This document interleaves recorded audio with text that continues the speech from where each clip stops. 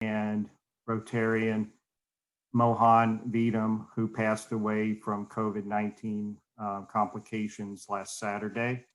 So if you please join me in a moment of silence.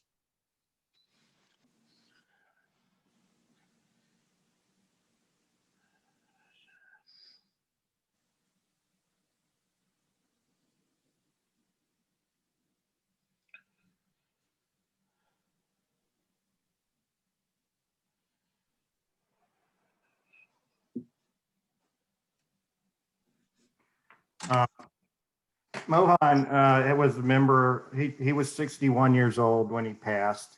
He was a member of our club since July 5th, 2010. So about 10 and a half years. On Club Runner, he wrote a biography about himself. It's brief and anybody can go out there and read it. But I wanted to just touch on a few things that he said. He wrote that when he was about to turn 50, which was about the time that he joined our club, that he kind of reprioritized his life and he hired a CEO to run his successful company, Hessel Solutions. And that freed him up to pursue his passion of more community service, more social work. And then he also wanted to spend more time with his family, do more traveling, and pursue other interests that he had put off for many years. Here's something that he wrote. He said, "My goal is to grow my company as a truly socially responsible company without compromising on its profitability, as they are not mutually exclusive. I feel that with like-minded people at Rotary, I can bring to fruition some social programs I have in mind, such as providing free IT training to U.S. veterans and help them get or retain jobs instead of losing such jobs to overseas. I also would like to visit our K-12 schools in Dublin and Columbus to implore them to complete not only high school, but also college at a minimum." Mohan obviously lived a life we all know of meaning and purpose. He was a regular volunteer at all of our fundraisers and at our service projects. He was at our meetings. I personally always found him to be kind of a comforting presence. He was somebody that was easily approachable, always smiling and wanting to engage in conversation with people. One of his projects that he was working on, and we all heard him present about this several times, was water purification plants that he wanted to build in poor towns in India, villages where they didn't have clean drinking water. And he was actively doing that and working on a global grant in Rotary to pursue building even more of those water purification plants. I want everybody to know that I've talked with Wolf and Steve Heiser, Price Finley, and we are going to, as a club and as a district, do our best to pick up the pieces on that project and push it forward to completion in memory of Mohan. This morning, we are going to have about a 5-minute presentation from Centero regarding loss. And I'm going to ask Julie Rinaldi to please introduce our speaker from Centero. Good morning, everybody. Thank you, Dave. You know, I've been a member of this club for a very long time, and I'm looking around at faces, and I know that we've had some significant losses throughout the years of really amazing people. I know when I heard about Mohan, it took my breath away, and I think it took our collective breath away, just because of the type of person that he was. And we've had those you know, kickers of losses throughout the years.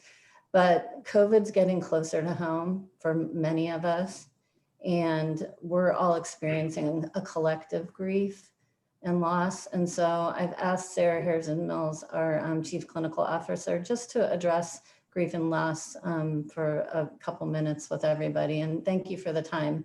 We were hoping this would be helpful. So, Sarah? Thank you, Julie. Thank you for having me this morning. And I would like to express my condolences to all of you for the loss of Mohan. As Julie has said, this has been a very difficult year for all of us. I did talk about collective grief when I joined this meeting last May, and we are at the very beginning of the pandemic at that time, and all were in the midst of significant challenges. There's lots of things that we're grieving right now. The world has significantly changed, and we've all experienced a loss of normalcy. Many in our community have experienced financial difficulties. We've all had loss of connection, and often that goes with loss of purpose. And as Julie had stated, the pandemic is hitting much closer to home, with many of us experiencing personal losses related to the pandemic, many of us getting ill, having loved ones get ill. And so while there is some hope on the horizon, we are still in the trenches right now. And so I just wanted to speak to how this may be impacting us right now. All of us are experiencing grief related to the pandemic. Some of that's connected to loss, and other responses are connected to drastic changes in our daily routines, in our ways of life. And our typical way of mourning is by being together and connecting. And we're not able to mourn in the ways that we normally would because of the health risks. And so that is also impacting how we're experiencing our grief and how we're able to cope with and manage our grief. So I just want to highlight that grief is a very natural and normal response to loss. It is a holistic experience that affects our entire being. So it affects us physically, mentally, emotionally, and spiritually. Common reactions to grief are experiences of sadness, emptiness, difficulty experiencing joy, or maybe anger or irritability. There can be a sense of helplessness or hopelessness, even apathy, not feeling as motivated or driven. We may experience difficulty concentrating or focusing, organizing, planning. We may have ruminating thoughts about what's happening. We can also experience challenges with sleeping, changes in our appetite, increased headaches or stomach aches, increased fatigue, just feeling really that our energy is draining. All of those are very common. I think it's important to acknowledge that grief is a very unique experience, that no two people will grieve exactly alike. Our experience of grief will be impacted by other things going on in our life and other losses that we've gone through. And when we are experiencing a current loss, it may trigger past losses. And so it's important to recognize that going through or experiencing a current death may also bring up past events that we've gone through, and we may have increased reactions related to that. As leaders and as people dedicated to serving the community, we often tend to put other people's needs ahead of our own and may not recognize our own need to grieve. Our response may be, how can I help others through this? And so I think it's important to just encourage all of you to be aware of your own need to grieve, acknowledge your own feelings around the loss, and acknowledge the importance of taking care of yourself.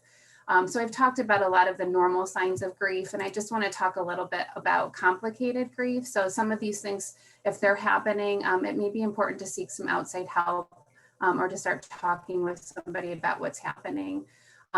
If you're experiencing sadness or depressed feelings that are ongoing and not necessarily connected to any life event, a difficulty accepting the reality of death or experiencing total denial of the death, suppressing anger or feeling that you're feeling persistently hostile or irritable.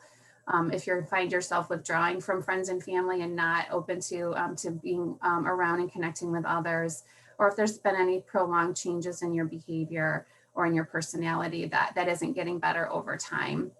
I also just want to speak to the prolonged sense of hopelessness and chronic emptiness, that if that's a normal experience for, a few weeks following a loss, but if that's continuing for a long term, that's something that may be a sign that additional help could be a good thing to pursue.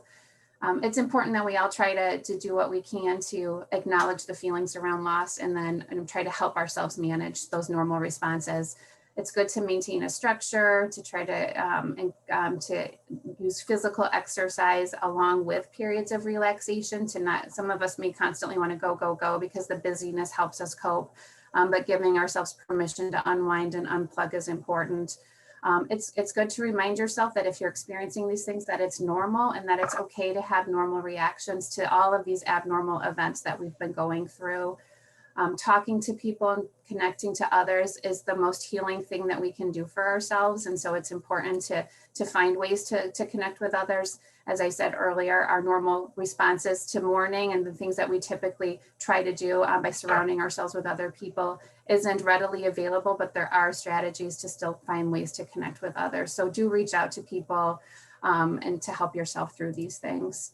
It's important just to keep trying, to keep pushing forward. It is powerful with naming what you're going through as grief. It can help us to just identify and name what's happening inside of it. And when we talk about it, when we name it, when we allow ourselves to feel it, it does allow us to process what's happening and to move through it. So our emotions need that motion. And so it's important that we acknowledge what we are going through. And as I said earlier, as leaders and people dedicated to serving the community, we often put others before ourselves. And it is important to recognize that, that we need to take care of ourselves and provide ourselves with time to reflect on what's happening and all of the things that we've been going through and how they're impacting us so that we can take care of ourselves and continue to do the important work in our community. So thank you. Thank you, Sarah. Thank you, Sarah, and thank you, Julie, for being here today and giving us those tips on dealing with grief and loss in our lives with Mohan and other losses that we may be experiencing collectively. Mohan will be missed. In one other thing, in his memory, we will also be donating as a club to Friends of the Homeless, the shelter where he cooked and served meals every month for over 15 years. That was a wish of his family. So our club will be doing that. And in addition to pushing forward on his water purification project. Okay. I want to see, do we have any guests here today that we can welcome? If you're a guest or if you have a guest, please unmute yourself and introduce yourself.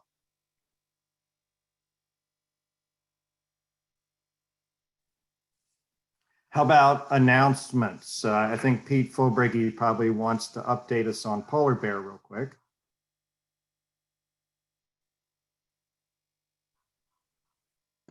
Good morning. Good morning. The Polar Bear is open February 6th. The way it's looking now with the current COVID restrictions, we're definitely going to have golf.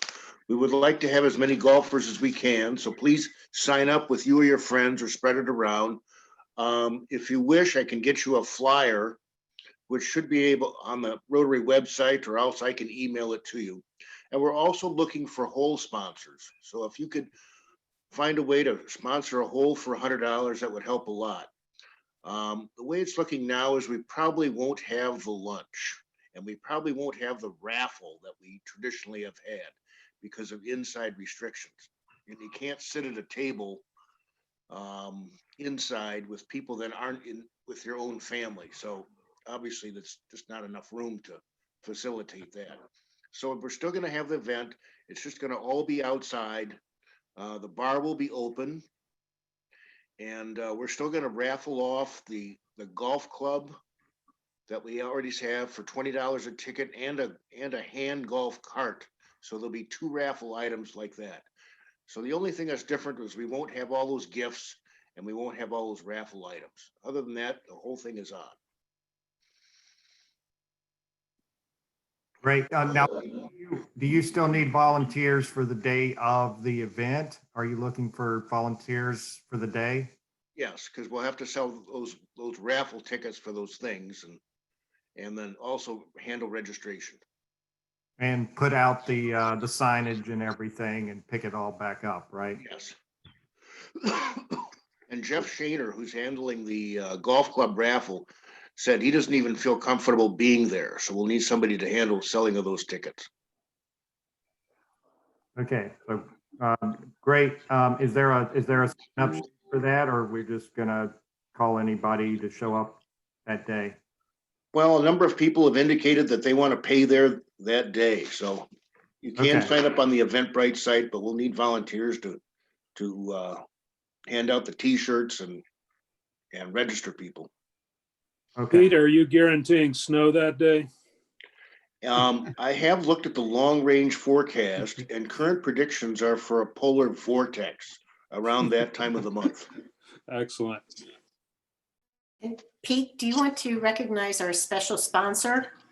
Our special sponsor is the Dublin, is Andy Keeler of Keeler Nadler. So it's going to be the Keeler Nadler Polar Bear Golf Open, and he signed up as a title sponsor.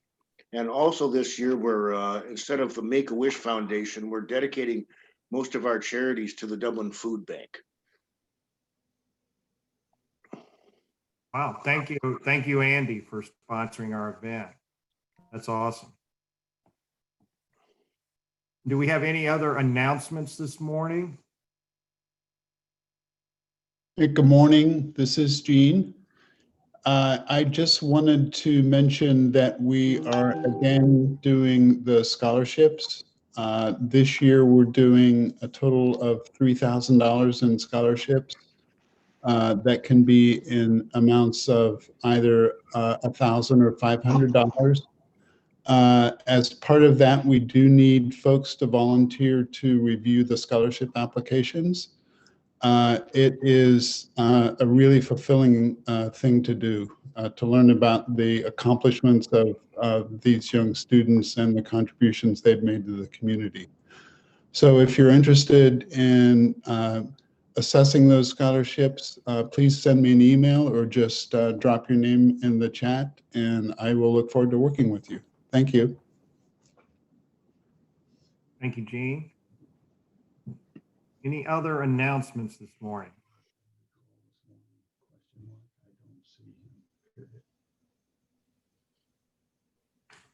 All right, Paige, are we ready to introduce our speakers? We are having a little technical difficulty. Dr. Hoadley is trying to join the meeting and having some trouble. So if you can dance for a few minutes, Dave, we'll hopefully have him join us presently.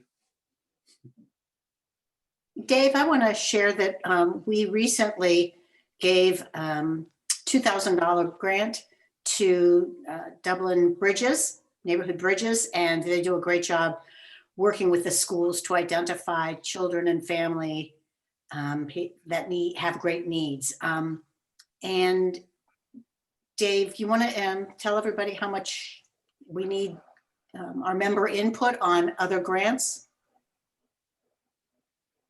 Yeah, I think there was another grant that we did recently to a school in Columbus. Do you have the details on that one? Yeah, that was a school that the Burnesses are affiliated with through their daughter, and it's a school for, don't know a lot about it, but it's kids that are focused on the arts but have some issues. And because of the pandemic, they heard about kids that were living in their families were living in their cars. They weren't eating regular meals. And so they asked for, I believe, a $500 donation grant, which we are sending over. And it's members reaching out to let us know of needs like that. We have the funds in the club, right, Dave? Yeah, absolutely. Another one we did was Sinan brought to our attention libraries in Turkey for, I think, elementary school kids. And we donated $500 to that because that's something that Sinan's very passionate about and has been supporting for years. We also donated, I believe it was $2,000 to Daniel Wright Elementary to help feed children on the weekends who have food security issues at home. Yeah. So those are things we've done recently, and we've got more in the pipeline.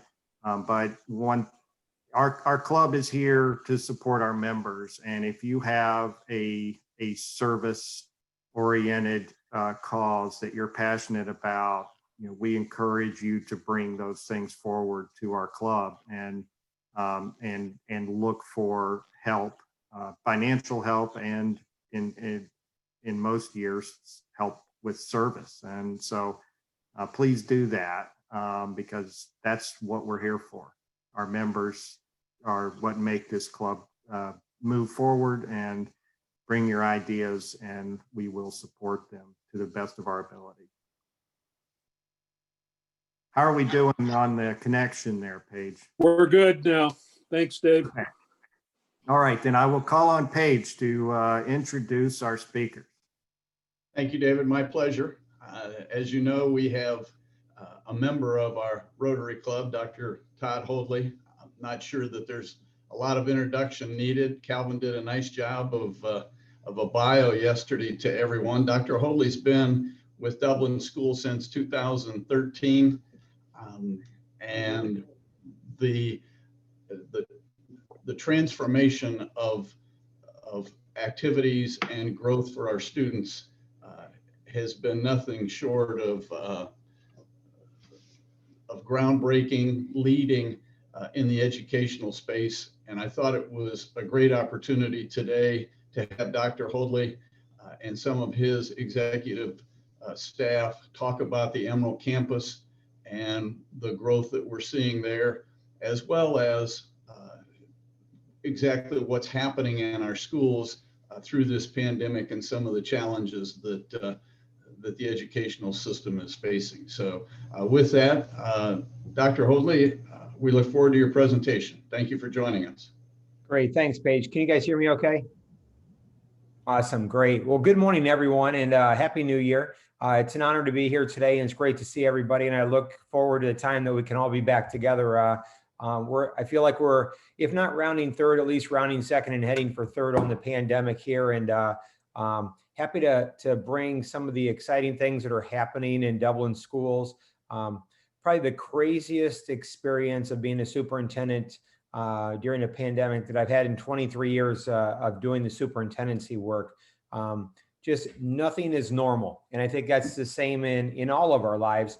But even though nothing is normal, so many great new wonderful opportunities. And so excited to have on the call today with me Christy Venny, and many of you know Christy already. Christy was our first person in regard to the Emerald campus. She was named director about 4 years ago and led it through the process of design, not just programmatically, but moreover, just if you were in the building, which is the Emerald campus today, it was a call center when Verizon left. And so it was wide open blank spaces, and Christy was not just a director, but really an architect, and worked with construction managers to really build this facility that allows students to be educated in a much different way than what we all experienced in what we would call traditional high school.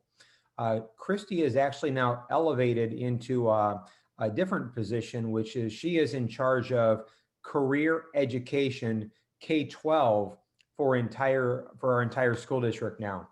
We really want to make sure, especially in the ever-changing economy, the global economy for which we live, that we're helping our students and helping our parents understand, that life is different, that the economy is different. The traditional pathway of graduating from high school and heading to a great four-year university still is an important experience, but it's not the only experience that can lead you to a prosperous economic future. So Christy is in that role, and this is her first year in the role, but she still is really neck deep in the Emerald campus, especially the programming.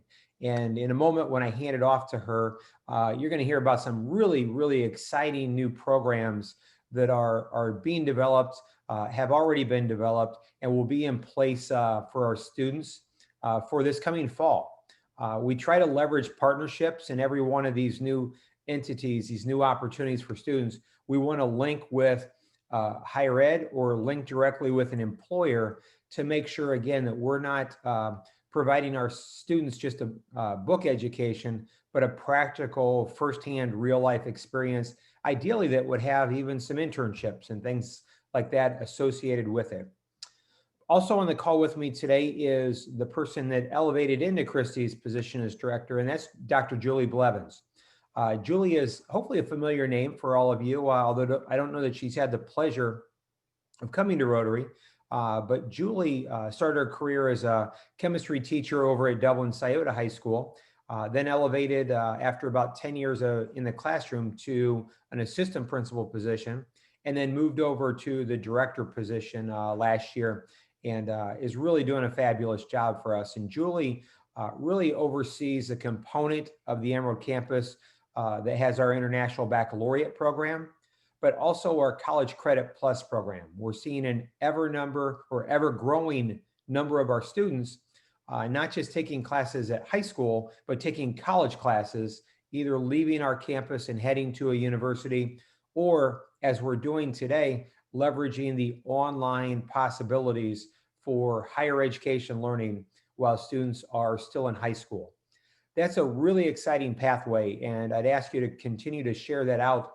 College Credit Plus has really just exploded as far as the number of students participating. And one of the main reasons is with the ever growing cost of college education, the ticket or the cost of higher ed while a student is in the College Credit Plus program is a negotiated lower rate than you would get normally. And that is covered by Dublin City Schools or the school district of which the student attends.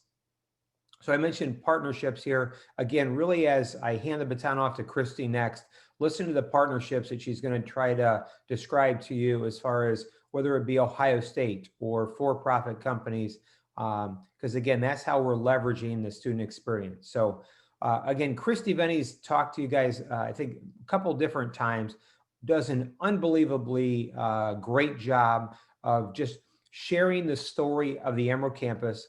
But moreover, outside of her just public speaking gifts, her drive to make sure that we're developing academic programming for students that's career focused and is just ever changing. And Christy, I'm going to hand the baton off to you now so that you can share all of these wonderful experiences that you've been working with, developing in collaboration with so many others at Dublin City Schools. So my pleasure to hand the baton now to our director, K-12 Director of Career Education, Christy Venny. Thank you, Dr. Hoadley. Good morning, everyone. Can you hear me okay? Wonderful. I have some slides to share if I'm able to, if I have permission to post them. So I don't know if you have someone on tech who can help. Dr. Blevins actually has the deck to share. And anybody can share, Christy. So anyone? Okay. just Julie, click go ahead share if you screen can. and have at it. All right. And Julie and I are going to tag team this, and we've got a short agenda of items that we're really looking forward to sharing. We're thankful for the opportunity to get in front of you this morning early. I hope you all have your coffees at home and are ready for some exciting updates about Emerald Campus and some district things as well. Since my role has expanded, got some other things to share there. So Julie, if you're able, go ahead and share, and I'll kind of go over what our agenda includes. We've already done the introductions. Dr. Hoadley, thank you. That was fantastic and way more thorough than I could have done. Dr. Blevins is going to share a little bit about program operations and how things currently look at Emerald Campus and some lessons learned from this pandemic and how things have sort of changed. We also are going to get into what career education looks like in Dublin City Schools, because that's going to touch upon a little elementary, middle, and high, and some partnerships and some exciting new things that are coming for the next school year, and some things this year too. And then we'll take questions. It's hard for us to kind of monitor the questions as we go. So Paige, if you see something and you want to jump in and interrupt us, or if someone else can, you can jump in at any time, or we can do that at the end as well, whatever you prefer. But we're going to go ahead, and I'm going to pass the baton off to Dr. Blevins to talk a little bit about what's happening at Emerald Campus right now, because a lot's changed.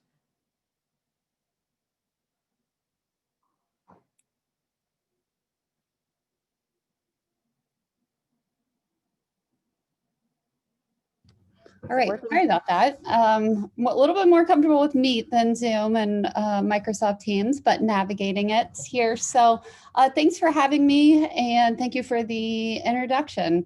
I'm excited to be a part of the team. I was brought on last year and worked very closely with Christy, and we continue to do a lot of great work together to make sure that we have opportunities that are really for every student in Dublin. And that's one of our major goals here, is to make sure that Emerald Campus is an option for every student, should they want that opportunity. We have wonderful programming in our high schools as well, but this is just meant to be a complement. And we're trying to change our rhetoric here a little bit and make sure that we include a focus on 4 things that we want our students to be prepared when they leave high school to enroll in a post-secondary experience, but we don't want it to be exclusive to that. And so we're really trying to change and expand our vocabulary to ensure that students know that is an option and is a wonderful option. However, students may find a better fit in the military. But one of the goals we have, regardless of their choice, is to earn a living wage. So if they don't choose any of those 2 options, what can they do after high school where they're going to be able to earn a living wage, grow into greater opportunities where they can support a family if they choose, and at least themselves. And then also the opportunities to work in a vocation if they are interested. And it's with the demand of college for a while there, and part of that generation where it was you have to go to college in order to be what you want to be. And we're trying to change that and make sure you need education, and we want to help you understand what the opportunities are and what education you need to get to that living wage to, again, support yourself and your family.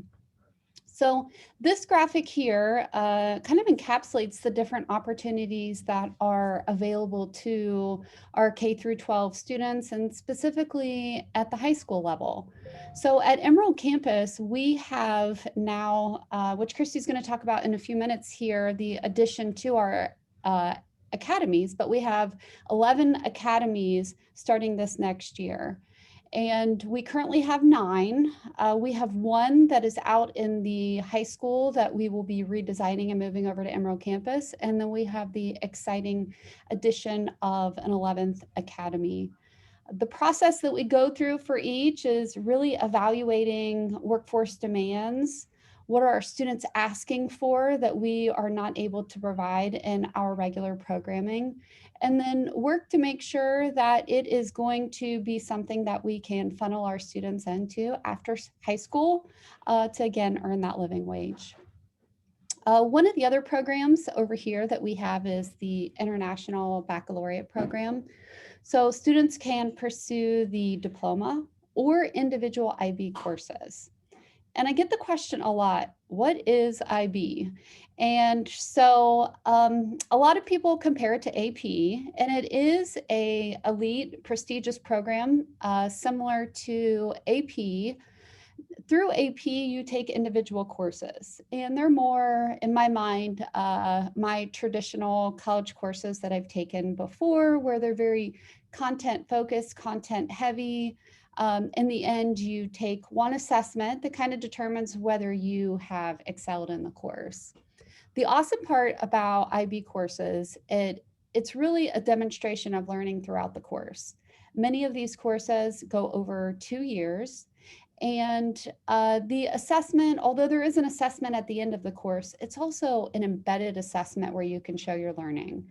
So if you are taking one of our IB science courses, it is designing and performing a science experiment, writing up the research, similar to what you would do at the college level, but also in a career. So it's a pretty fascinating program. If you are in the diploma program, you take a combination of courses, and then it is deep rooted in the IB core, which really brings all of the interdisciplinary learning together. IB is a global program, and so it has a lot of cross-cultural connections and lots of opportunities to collaborate with people all over the world. We do have several Columbus State courses embedded in the programming here, but we also have opportunities for students to take those College Credit Plus courses, any public college, for free. So if there's something that we're not meeting their needs, we can also counsel them to something outside of here. Our new additions to the program this year have been American Sign Language and Arabic. So it's been pretty awesome to see the students when they're in the building practicing their American Sign Language. And it's awesome to know that we have students that are pursuing additional studies in Arabic. We also have alternative learning programs here at Emerald Campus. And on the graphic here, those would be those 3 programs to the left, the Bridge, and then new this coming year, or a revitalization of, will be CBI and work-based learning, which Christy will talk about later. I do want to show a video here, and I am going to navigate, and hopefully we can hear the sound. And Christy, can you see the page up there with the video? Okay, so this is on the Emerald Campus webpage, and I'm going to play this. This is a video, I guess, commercial that we have developed with our students this year. And even through a pandemic, you can see how much students really love Emerald Campus. And what I like about this video is that you'll be able to see inside of Emerald Campus and see pictures of different opportunities that the students have, and you hear directly from them.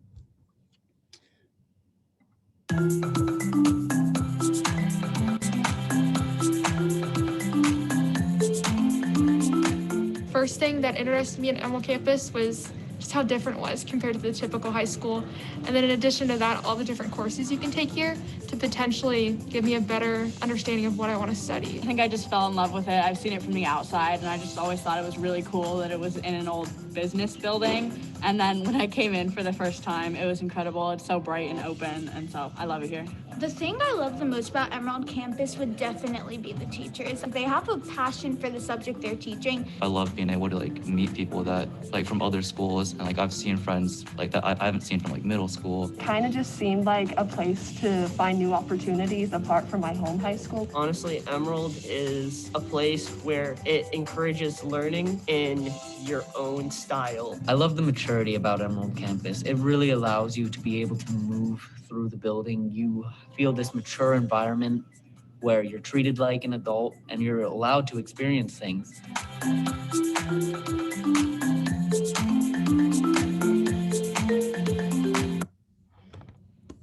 All right, so there's our quick little commercial, and our students that we have an advisory group here, and we asked, is anybody willing to help us make a video? And uncoached, that's what we get. So it's a very special place here.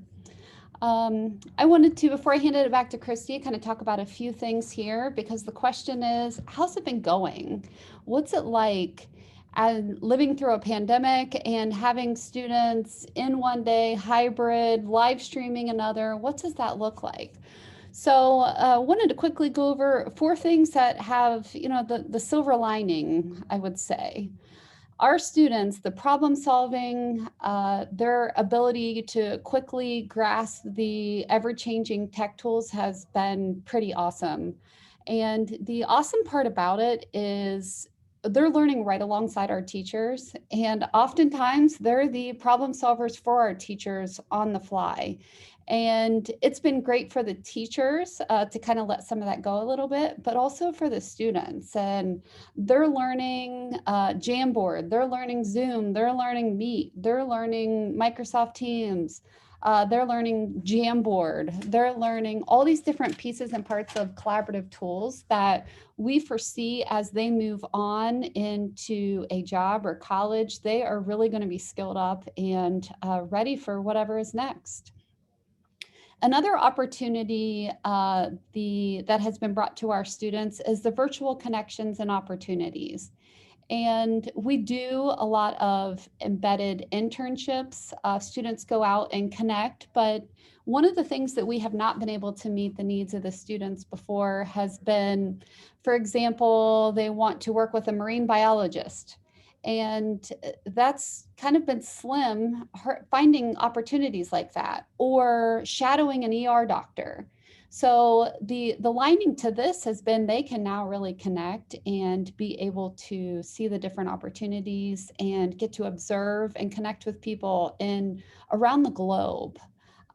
If not working in Florida, working in the ER doc out in California, it's been a pretty awesome experience.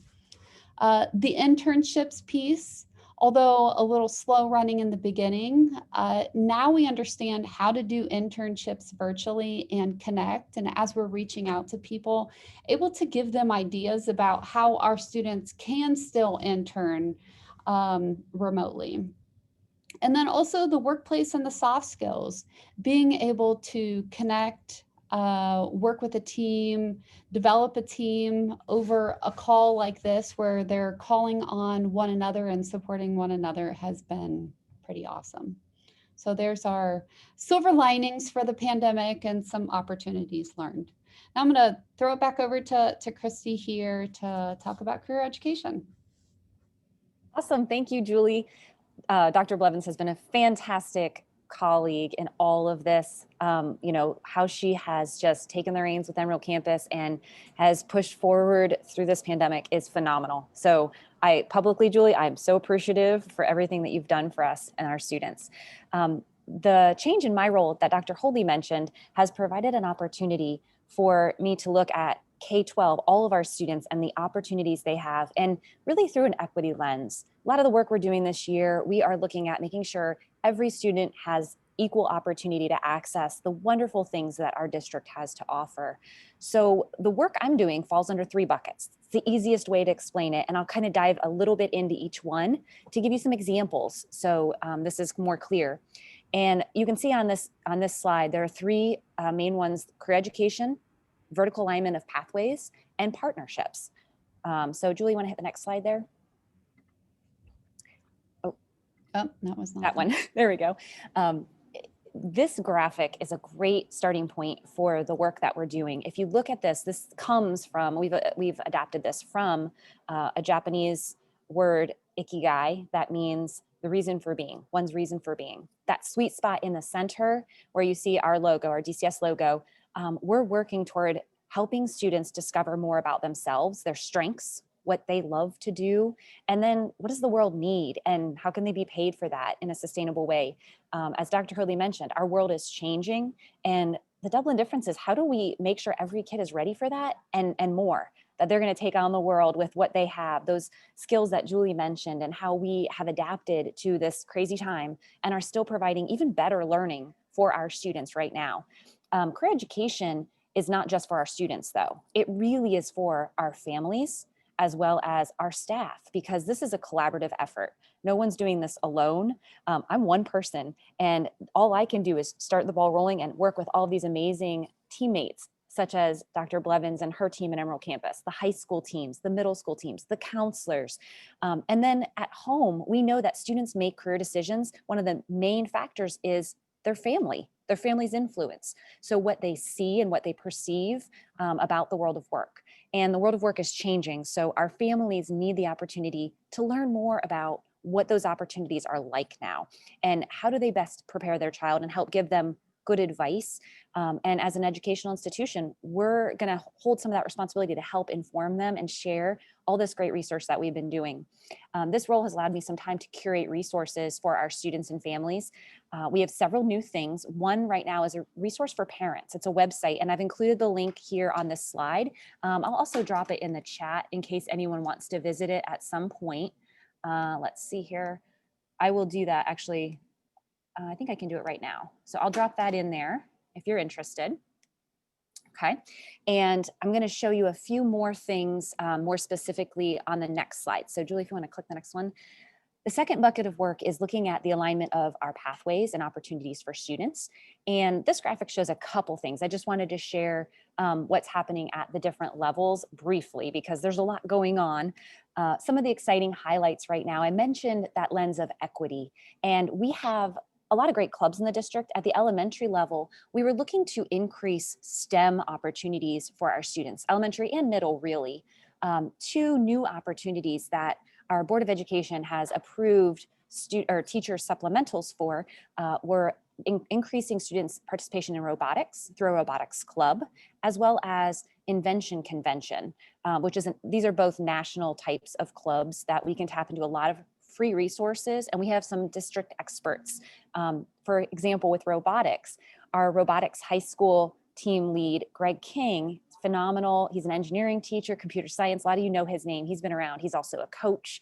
He does track and cross country out of Kaufman. Phenomenal leader. He's helping mentor our new coaches in robotics. And we are going to be providing virtual opportunities for students. Any students who want to participate can now have access to that. They don't need a parent to drive them to a meeting. This virtual platform has allowed us to expand that reach, and teachers now know how to manage students in larger numbers and facilitate using different chats and parent volunteers and some of these online resources. And also we have students in the high school in the engineering program and robotics who are going to be working with our younger students. So it's a great way to get a couple new teachers. We have two women, a middle school teacher and an elementary school teacher. They lovely, strong women who are going to lead these efforts for us. And they are going to be announcing that very shortly to students and families. So we've just been planning now that we got the approval to do so, and they're excited to launch that opportunity soon. In the next couple of weeks, you'll see that. Same with Invention Convention. Oh, sorry, Julie, I'm not quite done with that one. This is a big slide. There's a lot here to dig into. Invention Convention is something that we've had in pockets in the district. A lot of our students in gifted that receive gifted services have been participating, and others as well, but we wanted to expand that. It's an amazing program. It's STEM-based problem solving, design thinking, and also entrepreneurship is included in this for our K-8 students. We're hoping to expand this into the high school level in future years once we build that interest and base of students participating. So we have a team of teachers who will be facilitating this virtually as well. Any student at any elementary or middle school will be invited to participate free of charge in this virtual learning opportunity. So two very exciting elementary and middle school options. In addition, I wanted to share, we use some resources that are really unique. So Youth Science is one of them, and you may or may not have heard of this. Many more of our students at the high school level are using this. It's for 9th through 12th graders, and it is a aptitude and interest-based assessment online that gives a personalized dashboard of career options for our students. And it works with the ONET database. So it takes the assessment results of these kids and doesn't just base it on interest. This is aptitude. And for those of you who might be in an industry that kids aren't as aware of, a lot of our kids wouldn't maybe pick a manufacturing industry or some of the STEM fields because they don't know maybe all those roles, those jobs, they don't know they would be suited for them. This tool provides us the opportunity to show the kids, this is something you'd be good at. You should look at this. And they have a very student-friendly dashboard that's just for them, and they can click around and learn about where are those jobs, what kind of money do those jobs provide, and what kind of educational investment is required. To Dr. Hoadley's point earlier, we know that not every child needs a 4-year or 6-year or 8 years worth of college. It might be 2 years. It might be a credential to get them started down that path. And then they can find out if they like it. And then sometimes we are seeing now employers are wanting to fund and pay for, sponsor their employees to get more education that they specifically want them to have. So this is a trend we're seeing grow, and Youth Science is going to help us to show those to show our students all the opportunities that they have and not just what they know. A lot of times students only pick fields to go into that maybe a parent went into, as I mentioned earlier, what the family shows them, what they see. Through that equity lens, we want to make sure every student knows they have potential in so many things, and we want to explore what those things are with them and give them that chance to try those things out at our Emerald campus, at Tolles, through the CCP program. We want to connect them with those opportunities to say, this is what I want, or this is not what I want. We also are currently using Naviance and looking at school links. We have a college and career readiness platform at the middle school and high school level. And this platform is something that families have access to and students use, and there are career exploration tools embedded in this. It also embeds our new SEALs for graduation that are going to be required, and also connects it with the learning and the plan, the 4-year and 6-year planning that our students do. Our guidance counselors are wonderful partners in helping our students make those plans, and families are included in that as well. We do have a new system. Our director of secondary ed, Tom McDonald, helped form a team to create a new platform for kids to be able to learn more about what course options are available. We can have wonderful things for kids, but then if they don't know about them, they're not very helpful. So in the past, we had sort of a PDF that they had to read through, black and white. We know this generation of young people, that's not how they roll. They want an experience to engage with their options and have it be online. So we have this new website that we're going to be releasing and sending out for students, and it has a career exploration part where it has videos and very engaging setup so that they can learn more about themselves, their interests, and then connect those to careers, and then what courses connect to that for their pathway that they're going to design, and then edit and change and pivot. It's not going to stay the same for them always and forever. We want them to change their mind as they learn more and their interests change, and they take their classes, and the teachers give them that guidance that they need on the day-to-day as they learn content. So a lot at this level. The other thing I want to point out, I know my role is K-12. Some people say, what do you do with elementary? What are they choosing for careers? Elementary is all about creating awareness of the careers in our world and helping kids to start to learn their strengths and interests. It's the beginning, and it's a really important part of the process. You're going to see more and more coming out about elementary opportunities. My focus has more so been secondary to start, just because there were opportunities right there, and those kids are going to be graduating sooner. So we're going to start with them and then work our way through all of our grades. Middle school is all about exploration. So they're learning about careers, what's out there, building skills, connecting their strengths and interests to pathways. High school is when they're planning. So what's your plan? And it's going to keep changing, as I mentioned, but you're going to have a plan. No longer, gone are the days of pick a college that has a great brand and go there and then you'll figure it out. Too expensive an investment nowadays. Needs to be more about, what do you do? Why are you going to that school? What do they offer that you have or that you need for the career you want? So it's a very logical sequence of events. Moving on to the next. Christy, Yeah. We're running short on time. Okay. So I'm going to ask you to move to the next slide, please. All right, let's do it. I'll just kind of briefly go through this. We have some amazing partnership opportunities in the community, and I want to hit on the one with the Ohio State University Airport. We have a new partnership that we're working on with them. Next year, we're going to launch in the fall a aviation academy, and it will take place both at Emerald Campus and at the Don Scott Airport. And students will be that choose to participate, that apply and are accepted to that, will be able to earn 8 credit hours at Ohio State University. And they will also be able to test for their drone pilot certification and take the written portion of the FAA pilot's license. So this is a huge opportunity that's brand new. We're very excited about where this is going to go. And we'll have a pilot group, pun intended, of students who will participate in that. Lastly, I wanted to hit on that last slide there, Julie, so we can get to questions. Julie mentioned we had a lot of programs. The Aviation Academy was one of those new programs, and Workforce Ready is a relaunch of a career-based intervention program that our high school students will have access to at Emerald Campus. And our Cyber Academy is getting a refresh. That's something where we want more credentials for kids. We want more internship opportunities. And that's something that constantly needs revised. So we're going to be relaunching Cyber Academy. And then Communication Academy, Julie mentioned, this is a program that's a partnership through Toll's Career Technical Center. And it is our school news, but then it's so much more than that. Technology now, we can do the news from Emerald Campus for our home high schools, as well as provide an opportunity in social media and digital graphics. As you are probably very well aware, social media, that world has expanded, and there are a lot of career opportunities for students who have that interest and skill set. So we're going to pause here because we are running out of time. So much good stuff to share, and go to questions that you have for us. What questions do you have for Christy or Julie today? I know that was a fast overview and there's a lot going on. I was just wondering, the thing that hit me on the video that you showed was the kids talking about how mature they were, how they were treated differently. How can you incorporate some of that same treatment or perception into the other 3 high schools? Because they seemed very mature and very grown up, ready to take on things independently. Absolutely. We are launching some new virtual classes for our students, at the home high schools too, through our DCS virtual program. And that's something that gives students an opportunity to kind of stretch themselves. Any of our students at the home high schools can also participate in the CCP program, whether it's at Emerald Campus or off campus.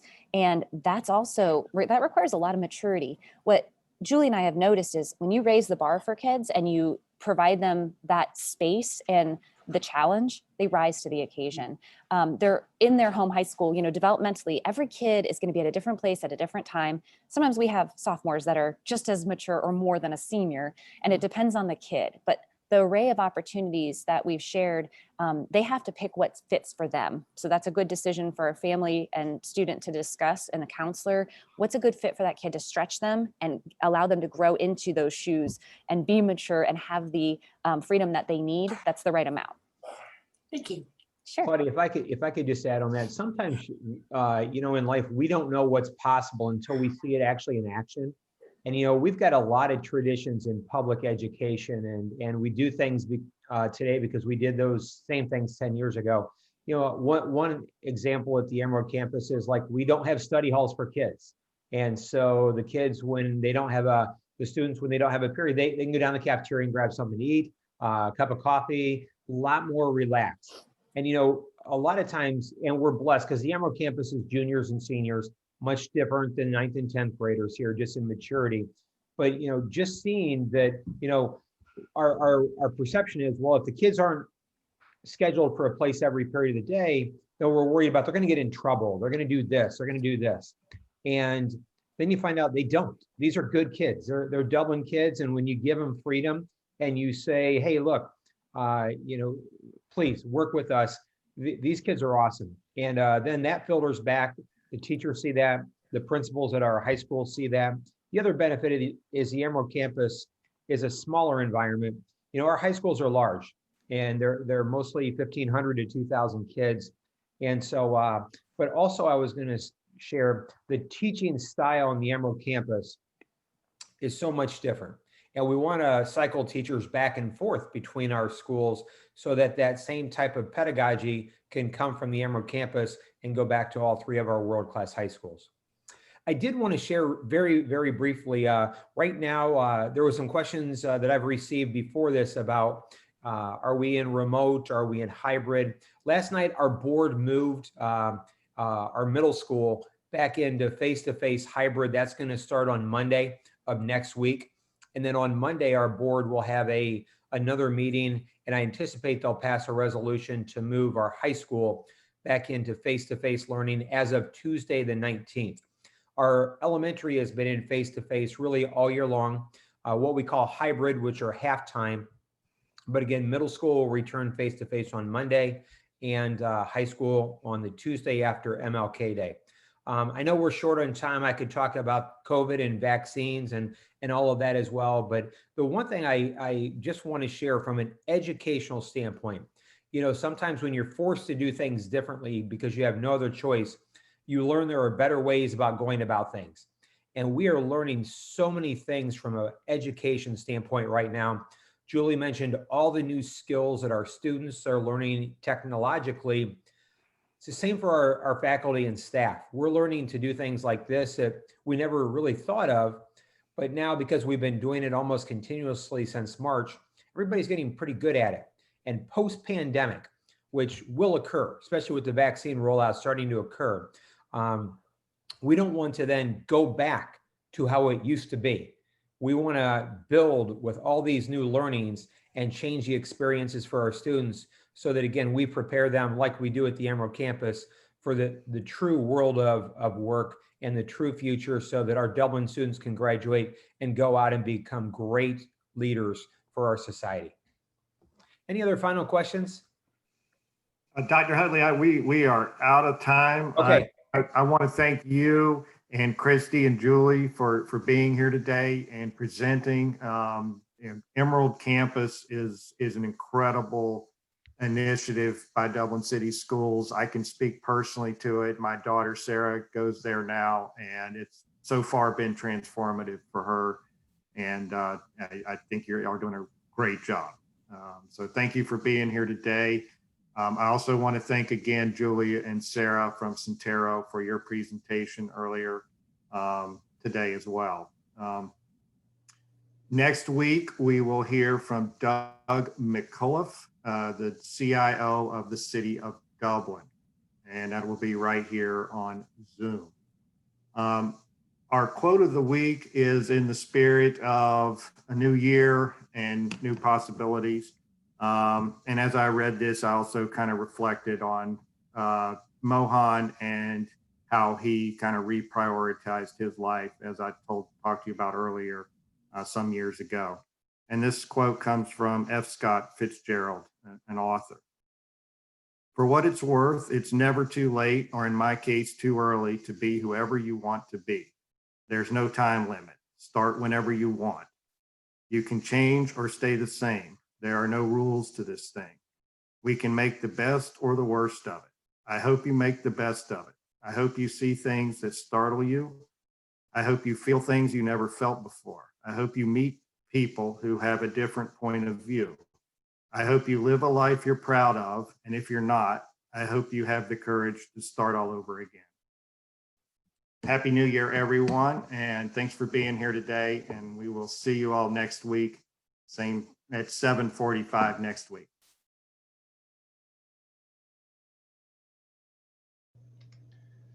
Thank you, Dr. Hoadley. Thank you, Julie. Thank you, Chrissy. Very nicely done. Great job, everybody. Have a good weekend. Go Bucks. Yeah, go Bucks. Bye, everybody. Enjoy the weekend.